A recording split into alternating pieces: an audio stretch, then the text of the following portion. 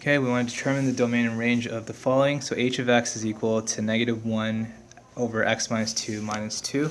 So this is a reciprocal function. If we're looking at the domain, we can understand that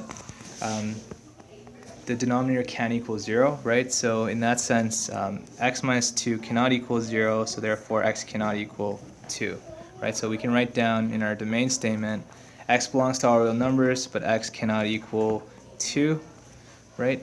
This restriction on the domain is the vertical asymptote when x is equal to 2. Now this question didn't ask us to construct a graph, but it's just kind of useful to understand like what the vertical asymptote is. Now in this case, the range, y belongs to all real numbers.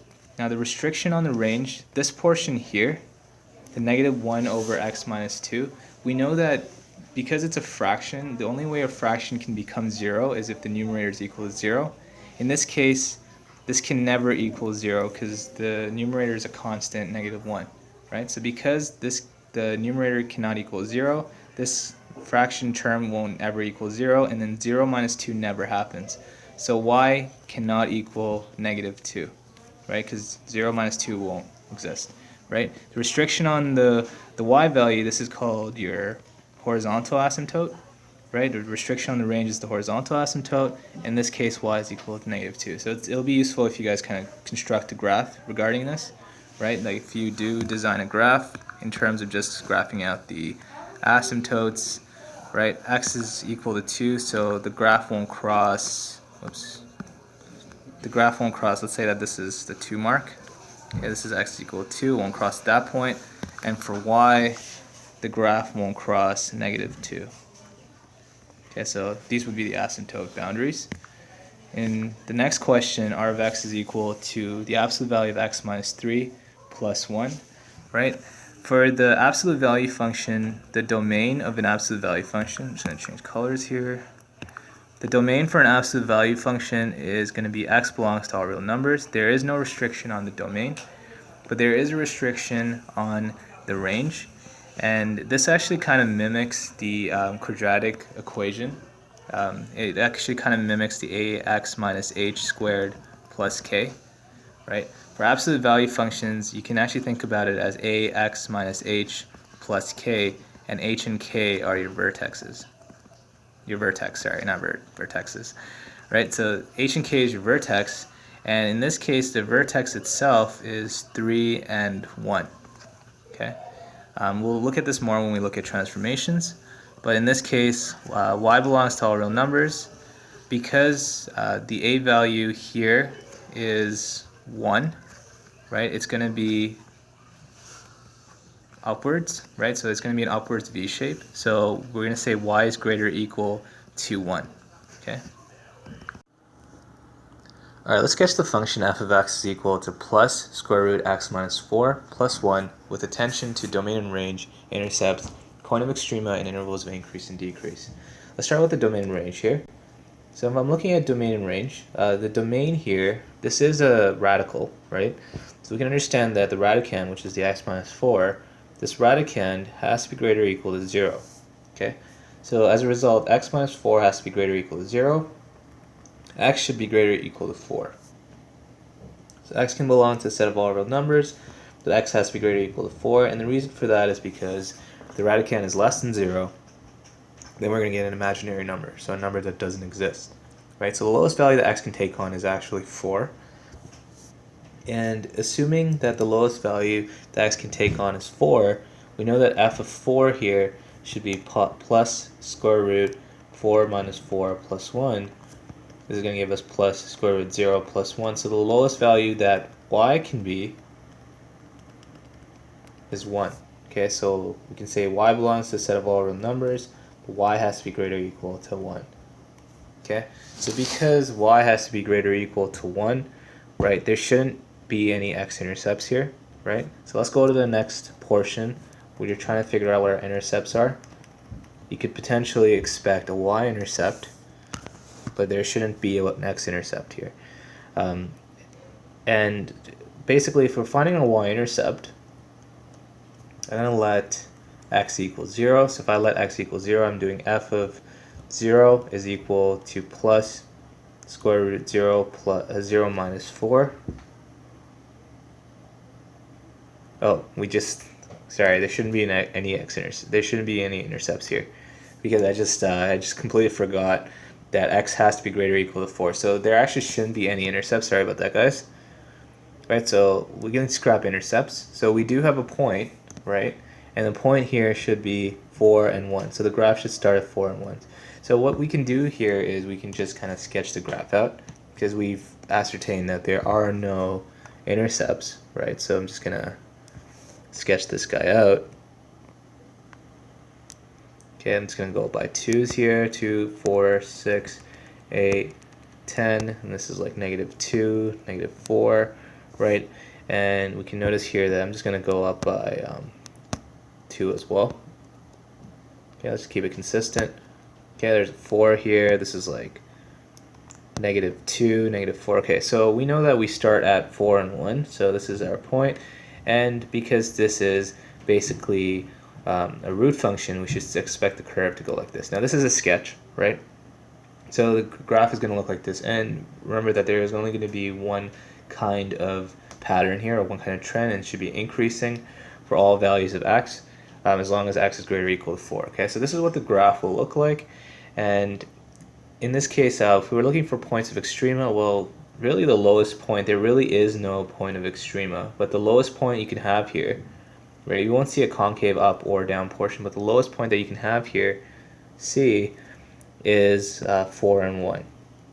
Okay, so this isn't going to be your typical type of extrema where you'd have a concave up or concave down portion, but we can see that the lowest point here is 4 and 1, right? So the minimum point for y is 1, right? But the maximum point can be approaching infinity, right? So you can see that as x approaches infinity, positive infinity, y will approach positive infinity as well. Okay, so it's going to be increasing, right? So we can notice here that there's going to be an interval of increase for all values of x, right? X belongs to a set of all real numbers such that x is greater or equal to 4, because you can't have x being less than 4, right? And there are no intervals of decrease, so we'll just say not applicable. And yeah, that's basically our sketch, right? So that's literally all you can do at this point, right? So this is some really important information we can glean from a function, and we can use that to create a sketch. Okay, determine f inverse of each equation. F of x is equal to 2 over x minus 4 plus 3. So the first step we want to do here is let f of x equal y. So we're going to rewrite this equation as y is equal to 2 over x minus 4 plus 3. And then what you want to do here is you want to, for second step, isolate for x. So if you're isolating for x, what I'm going to do is I'm going to move the 3 to the other side. And if you move the 3 to the other side, you get y minus 3 is equal to 2 over x minus 4. And then at this point, what you want to do here is, because you want to isolate for x, you could do this one of two ways. I'm going to do the reciprocal, because I want to keep x on the numerator. So when I take the reciprocal of this function, I'm going to do the same thing for this. When you do the reciprocal, you just flip the numerator and denominator. So you get x minus 4 over 2 is equal to 1 over y minus 3. And this is x minus 4 divided by 2. So what I want to do here is I'm going to multiply 2 to this side to cancel out the 2. Whatever I do to one side of the equation, I'm going to repeat that to the other side. So you get x minus 4 is equal to 2 over y minus 3. Okay. And at this point, you can now just freely isolate x by moving the 4 to the other side. So x is equal to 2 over y minus 3 plus 4. I'm just going to move this guy here. I'm just going to rewrite that here. 2 over y minus 3 plus 4. And the third step here is you want to swap x into f inverse of x. And you want to swap y as x. So you basically get f inverse of x is equal to 2 over x minus 3 plus 4, and that's your inverse function. Okay. Alright, let's find the inverse of the function f of x is equal to -2 times x plus 1. So we're going to follow a series of rules to find the inverse function. Alright, this is a relatively straightforward example, but nevertheless we can use these rules to tackle much more difficult questions, right? So if we were trying to look at this, the first rule is basically we want to let f of x equal y. So you want to replace f of x as y. So y, I'm going to rewrite this equation as y is equal to negative 2x plus 1, okay? And in the second step, what you want to do is you want to isolate for x. If you want to isolate x, you want to get x by itself. So if we want to get x by itself, what I'm going to do here is I'm going to divide by negative 2 to the right side. Now if I divide by negative 2 to the right side, whatever I do to one side, I'm going to do to the other side. So I'm going to divide the left side by negative 2. So you get x plus 1 is equal to negative y over 2. Right? And then what I want to do here is I'm going to move the 1 to the other side because you want to isolate for x. X is equal to negative y over 2 minus 1. Okay? At this point, what you want to do is you want to swap x into f inverse of x and y as x, right? Because we stated that the inverse function, if a function f has the points x and y, right, f inverse of f inverse is going to look like y and x. The x and y values swap, right? Here's an example. Like if you have the points 1 and 2 in the function f, then the inverse function, you're going to have the points 2 and 1. So you just swap the x and y. So we swap x as f inverse of x, and we swap y as x, right? So in this case, we get f inverse of x, we swap x into f inverse of x, is equal to, we swap y as x, negative x over 2 minus 1. So this is your inverse function, okay? And it's nice to understand how the two functions will relate. Right, these are both, in this case, linear functions because you can rewrite this guy as negative 1/2 x minus y, and it does fit this template of mx plus b. Y is equal to mx plus b. Okay, so, but in other cases, you know, the inverse function can be a completely different function from the original function. All right, for the function h of x is equal to 2x plus 7, determine h prime sorry, not h prime, but h inverse of 9 minus h inverse of 3 over 6. So what we want to do here is first let's find the inverse function, h inverse of x. Okay, so to find the inverse function, I'm just going to follow a few steps. This is a relatively straightforward function. First we want to change h of x into y. So now our equation can be rewritten as y is equal to 2x plus 7. In our second step, what we want to do here is we want to isolate for x. Okay, so for isolating for x, what I'm going to do is I'm going to move, instead of doing that, I'm going to move the 7 to the other side first. So you get y minus 7 is equal to 2x. Okay, you want to solve for x, so I'm going to divide by 2 to both sides. So x is equal to y minus 7 over 2.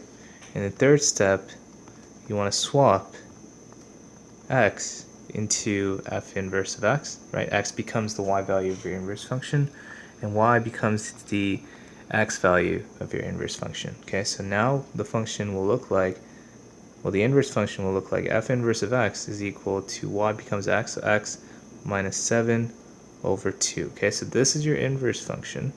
We're not done yet. What we need to do is we want to solve this expression, right? So in this case, well, I wouldn't want to call this f inverse, we'll call it h inverse, right? And just kind of a habit that we use h, f. So I just kind of tend to write that out a lot. Okay, so we get h inverse of x is equal to x minus 7 over 2.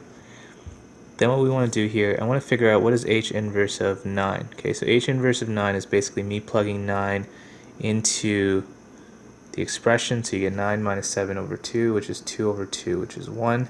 And then we're going to do h inverse of 3, which is basically 3 minus 7 over 2, which is negative 4 over 2, which is negative 2.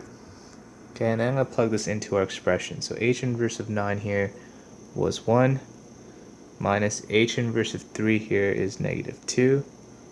And I'm going to divide this over 6. So this is basically, using integer operations, 1 plus 2 over 6, which is 3 over 6. And you can write the simplified answer as a half if you put your fraction lowest term. And that's the answer to this expression. All right, let's take a look at this question. If f of x is equal to kx cubed minus 1 and f inverse of 15 is equal to 2, find k. Okay, so this is somewhat of a different type of question, but all in all, we just understanding how we can determine the inverse function will kind of help us to solve this. So what I want to do is I want to find the inverse function of f of x first of all. Okay, so to do that, I'm going to let f of x equal y. So now y is equal to kx cubed minus 1. And my second step I want to do here is isolate x. Okay, so in order to find the inverse of a function f of x, you need to isolate for x and then swap x and x into f inverse of x. Okay, so if I want to isolate for x, what I want to do here is I'm going to move the 1 to the other side, so I get y. So I'm basically moving this 1 here. So y plus 1 is equal to kx cubed. Okay, then I want to solve for x, so I need to get rid of the k, so I'm going to divide by k, and whatever I do to one side of the equation, I'm going to repeat and do to the other side. You have x cubed is equal to y plus 1 over k. If you want to solve for x, what I'm going to do now is I'm going to do the cube root. Okay, whatever I do to one side, I'm going to repeat that to the other side. So the cube and the cube root cancel out. X is equal to the cube root of y plus 1 over k. Okay. Once I have that, what you want to do here is, in the third step, I want to swap x as f inverse of x, so this becomes the y in my inverse function, and y as x in the inverse function. So now your equation, f inverse of x, is equal to the cube root of x plus 1 over k. Okay? So this is the inverse function that we're going to be working with now. So f inverse of x is equal to the cube root of x plus 1 over k. We know that f inverse of 15 is equal to 2. If I plug in f inverse of 15 here, I basically get cube root of 15 plus 1 over k is equal to 2. Okay? Now you have a cube root here, right? If I do simplify this, I'm just going to get rid of this equal sign actually. If I do simplify this, you get cube root of 16 over k is equal to 2. I'm going to get rid of the cube root. What I'm going to do is I'm going to cube this side. Okay, so the cube root and the cube cancel out. Whatever I do to one side, I'm going to do the other side. So I'm going to do 2 cubed. So you get 16 over k is equal to 2 cubed, which is 8. Now what I want to do is isolate for k, so I'm going to multiply k to this side and cancel it from the denominator, and I do the same thing to that side. So 8k here is equal to 16. If you want to solve for k, I'm going to divide this by 8, and I'm going to do the same thing to this side, and k here is equal to 2. So that's how you can solve for k in this function. Alright, so we want to determine f inverse of x of the equation f of x is equal to negative 3x squared minus 18x plus 11. In this case, it's not factorable, and you can see this if you write down, if you look at your trinomial as ax squared plus bx plus c, a here is negative 3, b here is negative 18, c here is 11, ac here is negative 33. Two numbers that multiply negative 33 that add up to negative 18, you can't really find those. So what you want to do is, let's do partial factoring. Let's do partial factoring. So partial factoring, also known as completing the square. Completing the square. If you want to complete the square, you need a to equal 1, and you want to add 1/2 b squared. So to do that, what I want to do is I'm going to factor out the negative 3 so I can make a equal 1, and I have x squared plus 6x, and leave the positive 11 on the other side. Okay. So in this case, I'm just going to complete the square on the inside here. So in this case, we can notice that a here is 1, b here is 6, 1/2 b term here is 3, and 1/2 b squared is 9. Okay. So my rule here is, as long as a is equal to 1, I can add 1/2 b squared. I can add the 1/2 b squared term, which is 9. So in this case, I get negative 3 x squared plus 6x plus 9, but I can't just add 9 to an equation. I want to subtract that to offset it. Minus 9 plus 11.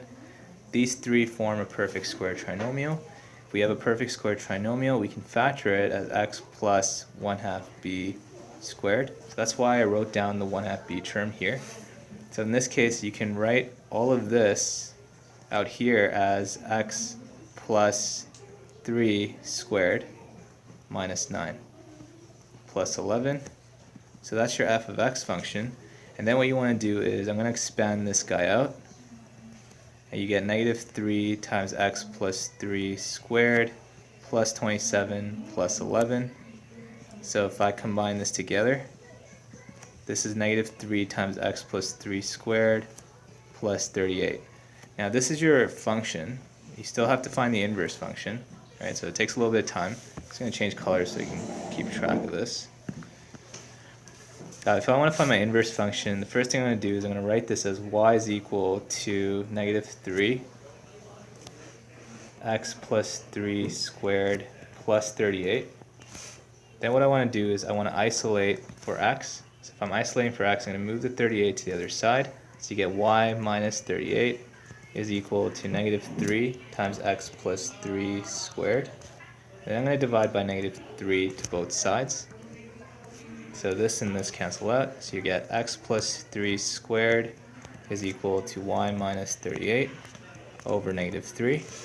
Now I want to solve for x, so I got to get rid of the square. So what I'm going to do is I'm going to do the square root. Whatever I do to one side of the equation, I'm going to do the other side. So this and this kind of cancel out. X plus 3 is equal to the plus minus of the square root of y minus 38 over negative 3, right? And the last step here is I'm going to move this 3 to the other side. So I'm just going to kind of do that out here. So you get x is equal to the square root plus minus of y minus 38 over negative 3 minus 3. And the last step here is swap x as f inverse of x. So f inverse of x is equal to, and swap y as x. So plus minus x minus 38 over negative 3 minus 3. And then this guy here becomes your answer. Okay, so, whoops. It's kind of messy there, but. So, we're going to look at quadratic relations. So a quadratic relation has a degree of 2. So it has a degree of 2, and that means that the highest power on the independent variable is 2. And for the most part, your quadratic relations, I think the most generic one is x squared, right? Now the graph of these guys is a parabola. Okay, now what is a parabola? Well, a parabola, it basically looks like this curve. Kind of looks like that, or it can look like this. Okay, so it looks like a curve. It's really useful in modeling many different scenarios. We'll take a look at some examples of this. And I'm going to show you guys how this would look like on a Cartesian plane. So I'm just going to graph this parent function, or this parent relation, y is equal to x squared. Okay, so I'm going to generate some points first before I graph that. Right, so let's do that here in our t-chart. Right, so x, y, right, I'm going to plug it into this equation. So let's use negative 2, negative 1, 0, 1, and 2. And if I plug x as negative 2 into the equation, you get negative 2 squared, which is 4, negative 1 squared, which is 1, 0 squared, which is 0. And you guys can see how this kind of progresses. So these are some of our points, right? And remember that we're expressing points in the form of x and y. Okay, so because we're expressing points in the form of x and y, our first point is negative 2 and 4. Our second point is negative 1 and 1. Our third point is 0 and 0. Our fourth point is 1 and 1. And our fifth point here is 2 and 4. Okay, so now I'm going to construct my Cartesian plane, and then I'm going to plot these points. So here's my Cartesian plane. I'm just going to plot some of these points. So we have negative 2 and 4. Let's say it's here, right? Negative 1 and 1, that's going to look like that. 0 and 0 right here. 1 and 1, and 2 and 4. Okay, and if I connect the points here, you can see that this is a nonlinear relationship, right? So I'm going to actually have this curve that's being generated. Okay, and this is essentially this curve, the shape of this curve is called a parabola. Okay, now when we look at this, we can see that this curve is opening up, right? Another word for opening up, we call this concave up. Okay, so this curve here is concave up, this curve here is concave down. Okay, so instead of saying opening up and opening down, we use that term. We use the term concavity, concave up, concave down. All right. Now, if a curve is concave up, right? So if we have a curve that's concave up like that, this point here is going to be the lowest point, right? And this point, if the curve is concave up, this point here is something called the vertex. And the vertex is what we consider a minimum point. Okay, so the vertex is a minimum point, and in this case, the vertex here is 0 and 0. Okay, so that's your vertex, and the vertex, in fact, is a minimum point. However, it depends on if the curve is concave up or down, right? So if the curve is concave down, then this point here, the vertex, is going to be a maximum point. Okay, so it's all dependent on if the graph opens up or opens down, right? So an example of a relation that's going to have a negative, it's going to be opening down. Let's say we looked at y is equal to negative x squared. Okay, and if we look at y is equal to negative x squared, I'm just going to plot some points just to show you guys what this will look like. This is x, this is y, negative 2, negative 1, 0, 1, and 2. We take our normal y values and we just add a negative to it. So this is negative 4, this is negative 1, this is 0, this is negative 1, and this is negative 4. Okay, if I plot those points, look what happens, right? So we have a point here, a point here, point here, whoops, point here, and also a point here. Okay, and if we connect the points, right, this graph is going to be concave down, right? This is concave down. So if there's a negative in front of the x, right, and this term here, this is called the leading term because this guy has the degree. So a term that contains a degree is called a leading term, and as a result, the sign in front of it will determine what type of opening that the graph will have, right? So this is concave up, and this here is concave down, right? So in that essence, when you have a curve that's concave down, you can see that this point here is the vertex, but this time it's going to be a maximum. So now the vertex is a maximum. Okay, so there's a few things that we need to look at when we're looking at these quadratics, right? We need to look at really the sign, right, in front of the leading term, which is the variable that contains the degree, right? We look at the sign in front of the leading term, and if the sign is positive, then the graph is going to be concave up. If the sign is negative, the graph is going to be concave down. So a generic way that we can express this, if y is equal to ax squared, right, and this, remember, this is your leading term, a is your leading coefficient. Okay, so this term is really important. A is the leading coefficient, and if a is greater than 0, if a is positive, then the graph is going to be concave up. If a is less than 0, then the graph is going to be concave down, right? And once again, concave up means that it's opening up this way. If a is negative, concave down means it's opening down this way. Okay. Something else that we can look at, we said that when a curve is concave up, we have a minimum point at the vertex. The x value of that vertex also creates a line of symmetry. Okay, so we can understand that the vertex here is 0 and 0. This x value of the vertex is also a line of symmetry. And if you draw a vertical line through that x value, you can see that each half is a mirror image of the other half, right? So this is what we call an axis of symmetry. Okay, I'm going to abbreviate an axis of symmetry as AOS, and the axis of symmetry is basically the x value of the vertex, right?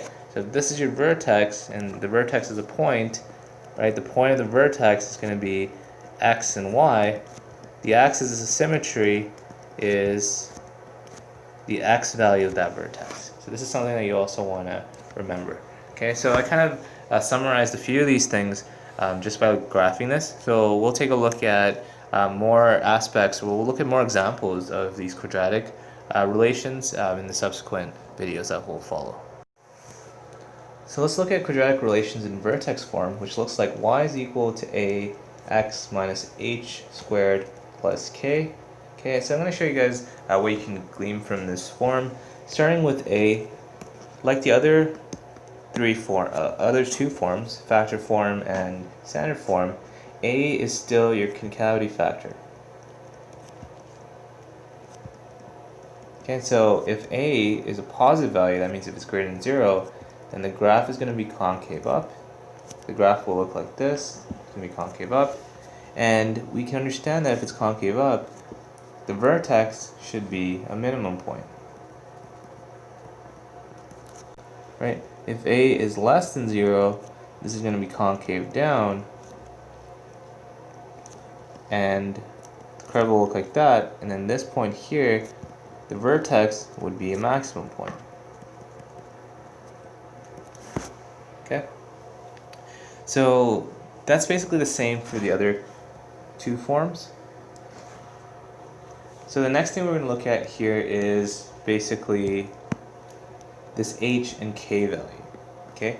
And the reason this is called vertex form is if you actually put this together, if you take h and you put it together with k, you get the vertex. So it's really, really quick, right? And we can also understand that the x value of the vertex is equal to h, which is also the axis of symmetry. Remember that the vertex is also a point, right? So the point of the vertex is going to have an x value of the vertex and a y value of the vertex.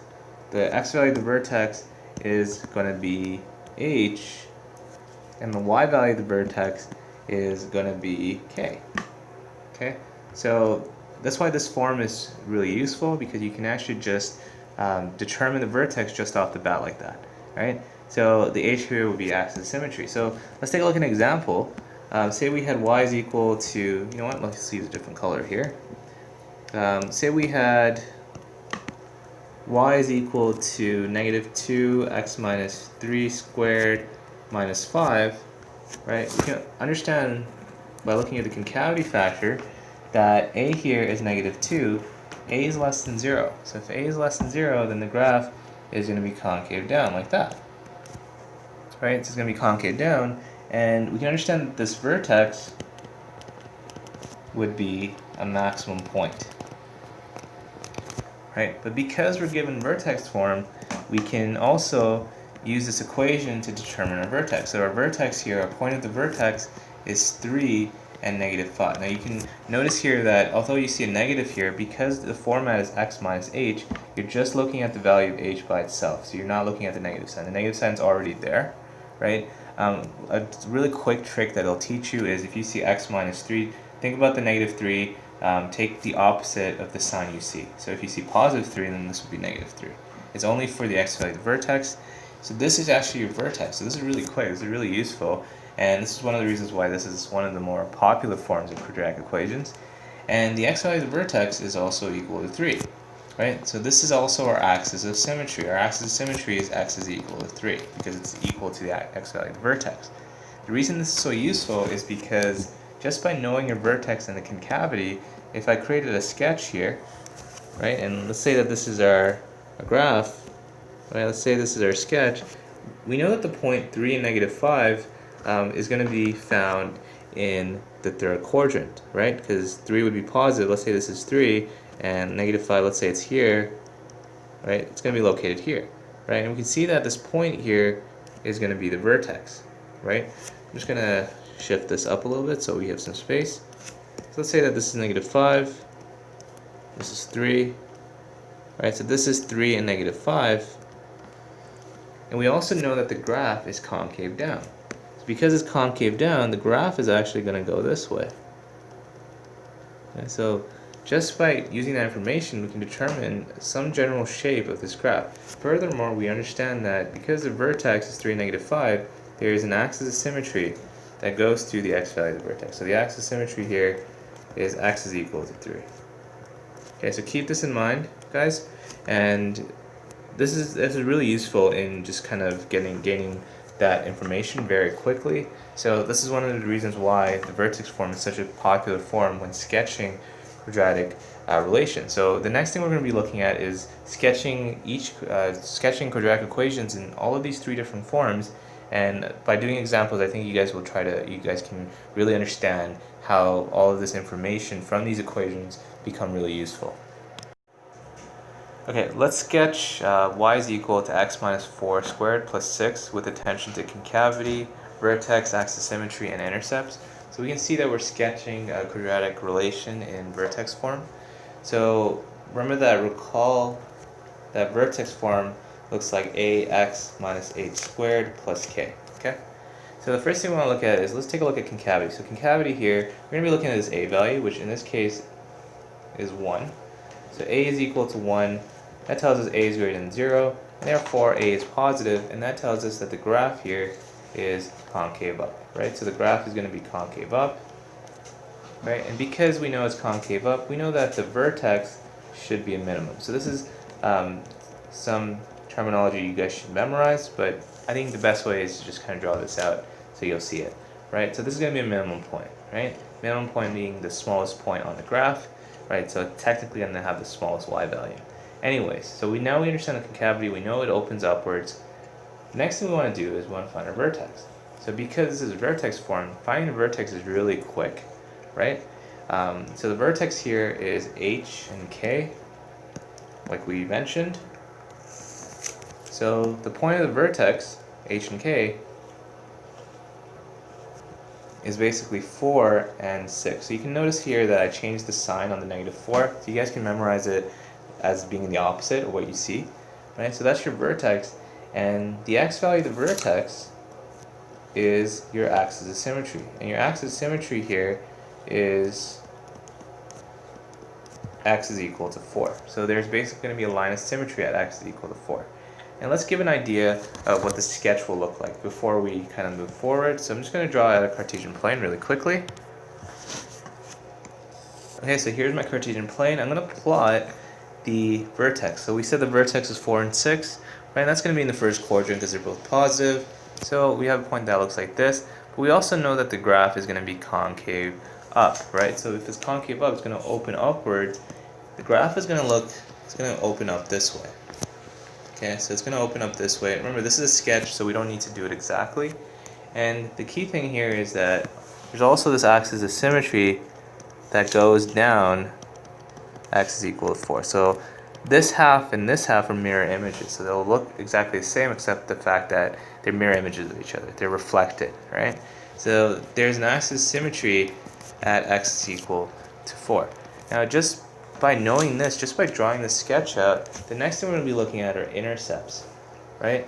We can understand that because the lowest point is 4 and 6, the graph will never touch the x-axis. So just off the bat, we know that there is no x-intercept that's present. So there is no x-intercept, and that's why it's really useful. It's not applicable. That's why it's really useful to sketch this out at the point of the vertex, so you can actually determine if there's an intercept or not. And just by knowing the concavity, you can figure out which direction the relation is headed, right? So we don't have to solve for our x-intercepts, but we can solve for our y-intercept. If we're trying to solve for our y-intercept, we have to let x equal 0, right? So what you do is you let x equal 0 in the equation. Y is equal to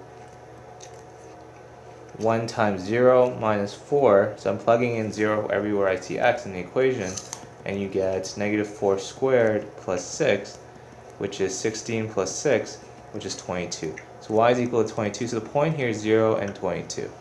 Okay, so 0 and 22, and if I extend my graph further and further, right, I'm not drawing this to scale, guys, but the whole point is to get a picture of what this will look like. Let's say this is 0 and 22, right? Eventually, the graph is going to cross the y-axis at this point. Okay, so I'm just going to kind of show you guys this. I know the sketch isn't that great, but once again, it's a sketch, and the whole point is to get all the key points down. You can see that this gives you an idea of what the graph will look like. So that's how you can use these quadratic equations to actually create an image or a sketch of these graphs. So it's really useful, and we'll look at some more examples of other forms of quadratic relations, as well as more examples of the vertex form to sketch these quadratic relations. Alright, let's sketch the function f of x is equal to negative 2 x minus 1 squared plus 3 with attention to domain and range, intercepts, point of extrema, and the intervals of increase and decrease. Okay, so we know that by looking at this as a quadratic function. Specifically, this is a quadratic function in vertex form, and we know that the vertex is going to be in the form of h and k, right? So in this case, you have 1 and 3. So what I want to do here also is I also want to kind of assess, the a value. The a value here is going to be negative 2, and a is less than 0, so it's going to be concave down, right? So if I create my grid here, okay, so once again, this is going to be like a sketch. So because it's a sketch, we don't need to actually put some points, but because it's in the realm of our grid sheet, we should be okay. I'm going to do 1 and 3 here. So it's going to be in the first quadrant, right? And because we know that the x value of the vertex is 1 and 3, and the x value of the vertex is 1, this is where our axis of symmetry is. Remember that the x value of the vertex is the axis of symmetry of your quadratic function, right? So now that we figured out the x value of the vertex, because this is concave down, you can understand that there is a maximum point at 1 and 3, right? Specifically at 3, right? So when y is equal to 3, that's a maximum point. So just off the bat here, we know that the domain of all quadratic functions, x belongs to the set of all real numbers, right? But the range of the quadratic functions, y can belong to a set of all real numbers such that, that's what this line means, such that y is less than or equal to 3, right? So y has to be lower or equal to the maximum point, hence why it's called the maximum. Now let's take a look at the intercept. So let's start with, because we can see here that our graph is going to basically go down, right? It's going to hit a certain value, and it's going to hit the x-axis at some point, right? So I'm just going to sketch this. I don't need to look at actual values, but if we're looking at intercepts, I'm going to start with the y-intercept, right? Because it's going to hit some kind of point on the y-axis, it's going to hit 2 points on the x-axis, right? If I start with the y-intercept, if you want to solve for your y-intercept, you can let x equal 0. So if I let x equal 0, I'm plugging in 0 for x, so I'm doing f of 0. It's negative 2 times 0 minus 1 squared plus 3, which is negative 2 times negative 1 squared plus 3, which is negative 2 times 1 plus 3, which is 1. Okay, so f of 0 is 1, so technically the point should actually be there, right? So this is why, let me see if I can get that back. Right, so this is basically why it's good to kind of calculate this stuff. Right, so you can know exactly where and how your graph is going, right? So it's going to hit this point 0 and 1, right? And we can understand that it's also going to hit 2 x values, right? So I'm going to erase that and that so we can figure out what those values are. It's going to hit 2 x values. So let's figure out what those x values are. So if we want to find our x-intercept, you're going to let y equal 0. So if you let y equal 0, right, I'm going to let f of x equal 0. So if I let f of x equal 0, right, I'm just going to do this out here, you're basically going to get negative 2 times x minus 1 squared plus 3 is equal to 0. I'm going to move the 3 to the other side. Negative 2 times x minus 1 squared is equal to negative 3. And divide by negative 2 to both sides. Negative 2's cancel out. X minus 1 squared is equal to 3 divided by 2. It's basically 1.5. And then what I want to do here is I want to solve for x. I'm going to do the square root. Right? The square and the square root cancel out. X minus 1 is equal to, because square roots are plus minus, I'm going to write plus minus square root 3 over 2. Move the 1 to the other side. X is equal to plus minus the square root 3 over 2 plus 1. Okay? So one of your points here is going to be negative square root 3 over 2 plus 1 and positive square root 3 over 2 plus 1. Okay? So if we wanted to actually find a decimal value of this, I can plug this in my calculator, so give me 1 second. Right, so negative square root 3 over 2 plus 1 is going to give us x is equal to negative 0.22 approximately. And positive square root 3 over 2 plus 1 is going to give us 2.22 approximately.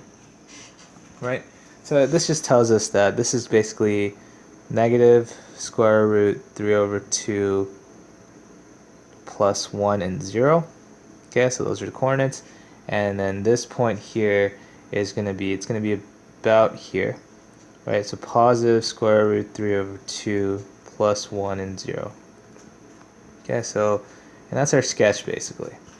Okay, now what we need to do next is points of extrema. We found our point of extrema, and a point of extrema is the maximum minimum. That point of extrema here is our vertex. So this is our point of extrema. And the intervals of increase and decrease. So now we have a sketch, right? So we have a sketch, right? We have the sketch here, and we want to see that our interval of increase, which I'm going to do here, the interval of increase is going to be from negative infinity, so all of this region here, right, all the way up here, right? And the vertex here, this point here is 1.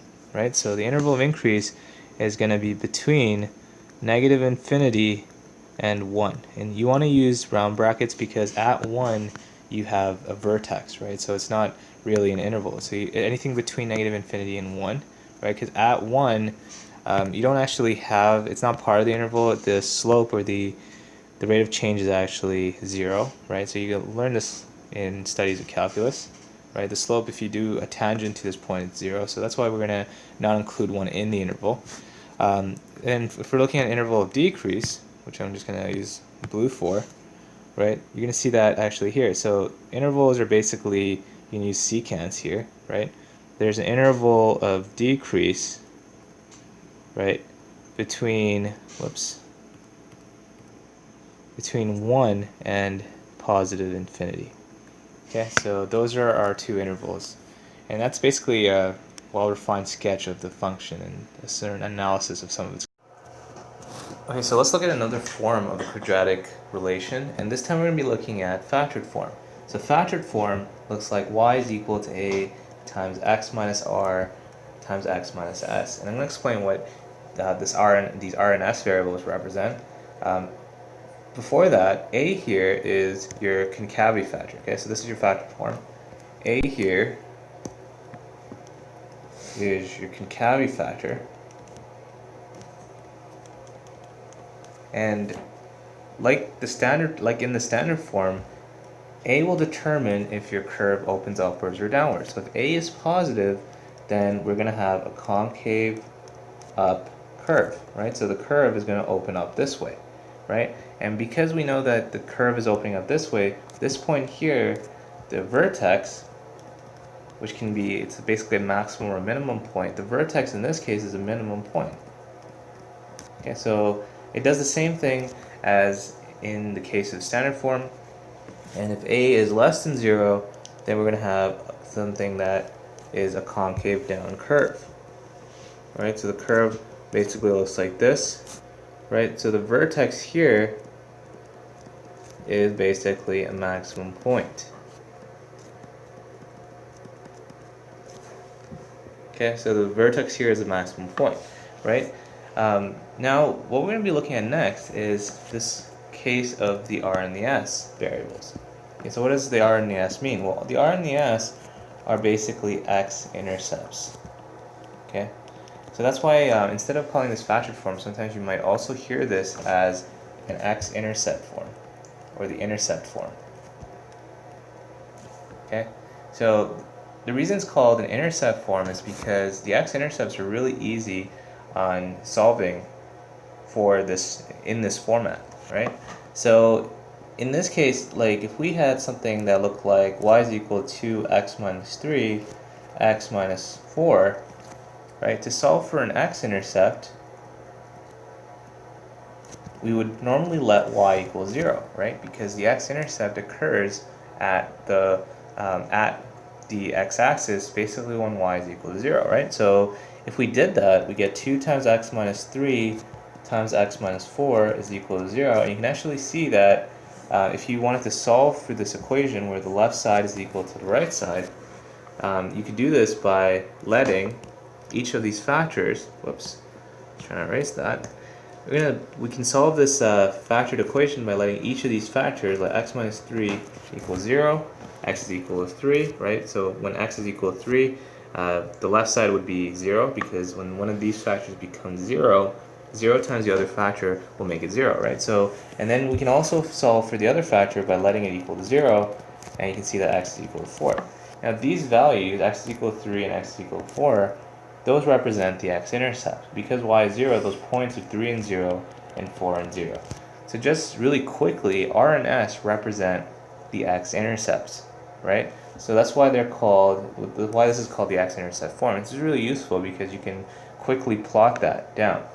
Now with the x-intercepts, our next question is, okay, how do we solve for our vertex? How do we solve for the point of our vertex? Well, the thing about the x-intercepts are that they are basically positioned so that the vertex is the midpoint of the two x-intercepts.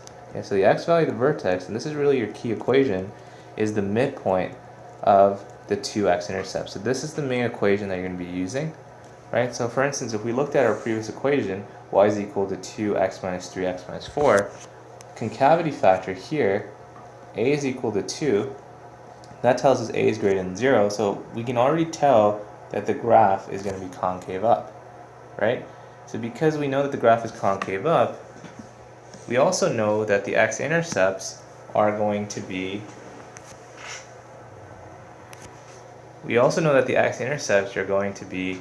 3 and 4, like we calculated. So this point could have been like 3 and 0, and this point could have been 4 and 0.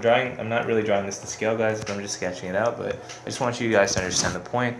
And according to what I've mentioned here, the x value of the vertex occurs at the midpoint of 3 and 4. So if it occurs at the midpoint of 3 and 4, right, and we know that because it's concave up, this point should be a minimum. This is the vertex.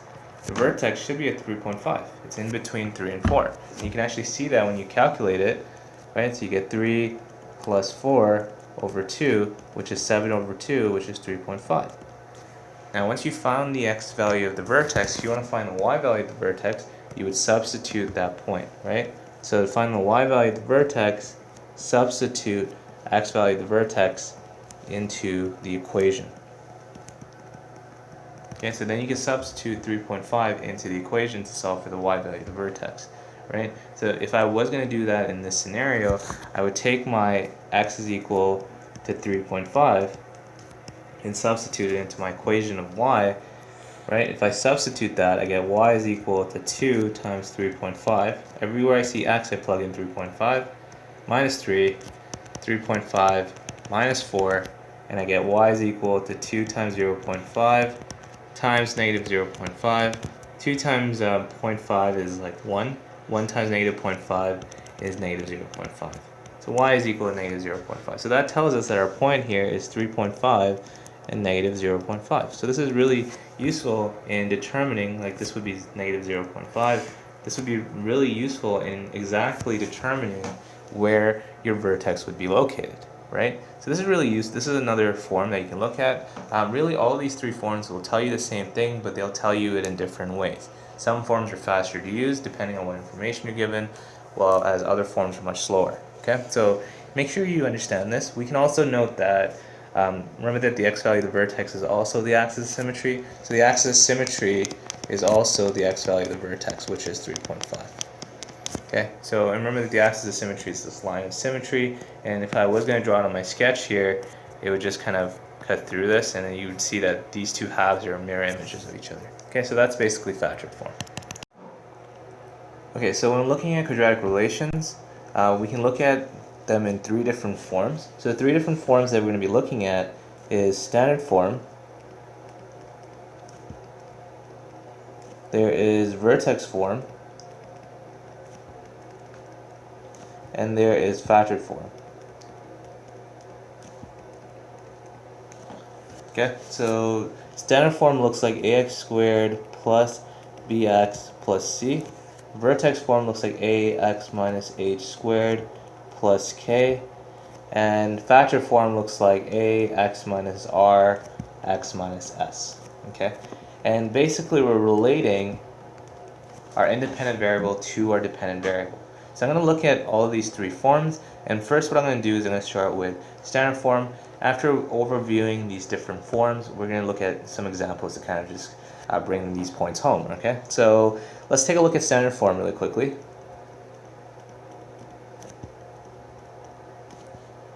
Okay, so if we look at standard form, which is in the form y is equal to ax squared plus bx plus c, right? A and b are the coefficients. So a and b are the coefficients. C is the constant. Okay, so a and b are the coefficients, c is the constant. And in this case, when we're looking at the curve, a is going to be what we call our concavity factor. This is going to tell us if the curve is opening upwards or downwards. So if a is greater than 0, then we know that the curve is going to be concave up. And if a is less than 0, the curve is going to be concave down, right? And for instance, if we had the equation y is equal to negative 2x squared plus 4x plus 3, you can see that your a value is 2. And in this case, it's greater than 0, and as a result, the graph should be concave up, right? If you had the graph y is equal to negative 1/2 x squared plus 5x minus 2, for instance, in this case, the a value is negative 1/2, so it's going to be concave down. Okay, so a is your concavity factor, right? And by knowing the concavity of your quadratic relation, you can also determine what the vertex is going to be, right? So the vertex, in this case, is going to be a minimum. Okay, so if the graph is concave up, the vertex is a minimum, but the vertex in this case is going to be a maximum. Okay, so the graph, when it's concave up, the vertex will be a maximum. Okay, so that's another point that you need to understand, that if the concavity factor is greater than 0, that means it's positive. The graph is going to have a vertex that's going to be a minimum, and vice versa, right? So that's what the a value would represent. Now, the next question here is, how do we use this equation to determine the vertex? Well, there is an equation for this, right? So if you wanted to find the point of the vertex in standard form, and remember that we're looking at it just in this scenario, in this form, right? The x value of the vertex, remember that the vertex is a point, the x value of the vertex is equal to negative b over 2a. And remember that b and a are the coefficients that you can see in this equation, right? And we know that a point of a vertex, so if your graph looked like that, right? A point of a vertex here, the point of the vertex is basically going to be in the form of x value of the vertex and the y value of the vertex. A point is always going to be x and y if you're looking at a two-dimensional plane, right? So you can use these coefficients to actually find the x value of the vertex. We also stated that there's a line of symmetry that goes through the x value of the vertex. And this line of symmetry is called the axis of symmetry. And I'm going to abbreviate this as AOS, and the axis of symmetry is technically the x value of the vertex. Okay, so if you know the x value of the vertex, that's also your axis of symmetry. So this is basically a line that creates a mirror image of the relation, right? So say our equation looked like this: y is equal to 2x squared plus 4x plus 3. Say this was our equation. If you wanted to find the vertex, the x value of the vertex would be negative b, which is negative 4 over 2a, which is 2 times 2, which is negative 4 over 4, which is negative 1. So that's your x value of the vertex. That's also your axis of symmetry. X is equal to negative 1. And if you want to find the y value of the vertex, what you have to do is you have to plug x is equal to -1 into your equation. So we would just substitute x is equal to -1 to find its counterpart y value, right? So y is equal to 2 times -1 squared plus 4 times -1 plus 3, right? So we get 2 times 1 minus 4 plus 3, which is basically 1. So y is equal to 1. So that basically tells us that the point is -1 and 1. So that's your vertex, right? And because we know that a here is greater than 0, then this vertex is the minimum point. And the minimum point is basically the lowest point of on the function, on the relation, right? So because it's the lowest point on the relation, all their y values will be greater than 1. Okay, and so it's something that we will look at later when we study domain and range. But so that's the idea of standard form, right? Now, other aspects of standard form is you can also look at x and y intercepts, right, to kind of help you with your sketch. But these are really the important aspects of each different form. Okay, so next what we'll do is we'll explore vertex form.